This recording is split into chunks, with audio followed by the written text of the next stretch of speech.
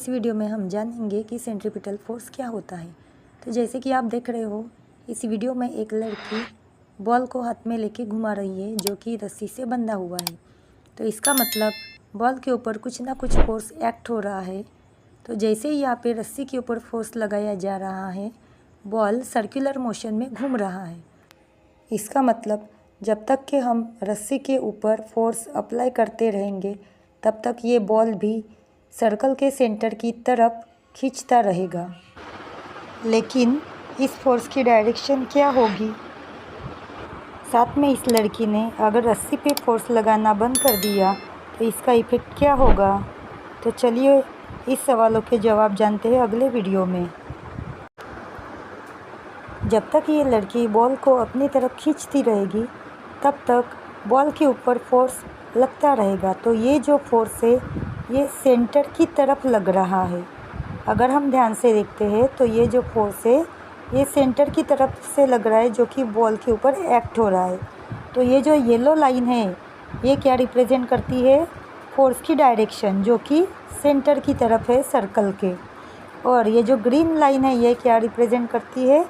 Velocity की direction, क्योंकि जैसे जैसे बॉल सर्कुलर मोशन में घूमता रहेगा, उसकी जो डायरेक्शन है वो कंटिन्यूसली चेंज होती रहेगी। यहाँ पे जो बॉल के वेलोसिटी की डायरेक्शन है वो सर्कल के साथ टेंजेंट है, तो इसलिए इस वेलोसिटी को टेंजेंशियल वेलोसिटी भी बोलते हैं। लेकिन अगर इस टाइम पे अगर हम बॉल के ऊपर लगता हुआ फोर्स उसको स्टॉप करेंगे, तो बॉल स्ट्रेट लाइन में फ्लाई ऑफ होगा, जो कि सर्कल के साथ टेंजेंट है। बिकॉज उस टाइम पे बॉल का फ्लाई ऑफ करने का जो डायरेक्शन था वो वेलोसिटी का भी डायरेक्शन है, इसलिए बॉल स्ट्रेट लाइन में फ्लाई ऑफ हुआ है। So the force acts on any object moving along a circle and it is directed towards the center of the circle. This is called as the centripetal force. Means कोई भी object अगर circular motion में move होता है तो उसका जो force है उसकी डायरेक्शन होती है उसके सेंटर की तरफ। तो ये जो फोर्स होता है उसी को बोला जाता है centripetal force. Centripetal means centre seeking, means जो भी ऑब्जेक्ट है वो सेंटर की तरफ जाने की कोशिश करती है।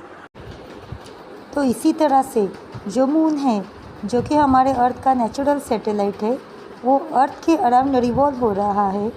इसका मतलब मून के ऊपर भी कुछ ना कुछ फोर्स एक्सर्ट हो रहा है, जो कि अर्थ की तरफ से एक्सर्ट हो रहा है। और इसी के कारण जो मून है वो सर्कुलर मोशन में अर्थ के चारों तरफ घूम रहा है। Similarly sun must be attracting the planets including earth toward itself. इसका मतलब सन भी कुछ ना कुछ फोर्स सभी प्लैनेट्स के ऊपर एक्सर्ट करता है, जिसकी वजह से सभी प्लैनेट्स सन के चारों तरफ रिवॉल्व हो सकते हैं। आई होप कि आपको ये टॉपिक अच्छे से समझ में आ गया है। अगर आपको मेरी वीडियोज़ अच्छे लगते हैं तो लाइक, शेयर एंड सब्सक्राइब कीजिए। Thanks for watching. तो मिलते हैं अगले वीडियो में, तब तक के लिए बाय बाय।